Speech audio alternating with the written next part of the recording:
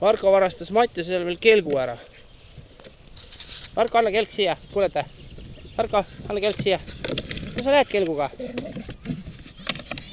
Marko, anna kelk tagasi, palun.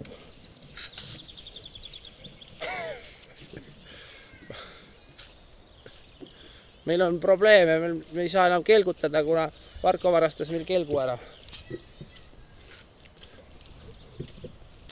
Marko, too kelk tagasi, palun. Marko, kas sa kuuled? Ta vist ei kuule mind.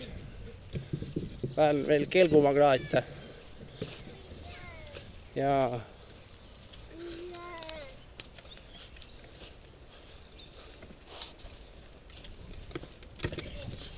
nüüd vist lõhub üldse kelgu ära, peaks talt käest ära võtma seal ikkagi. Ja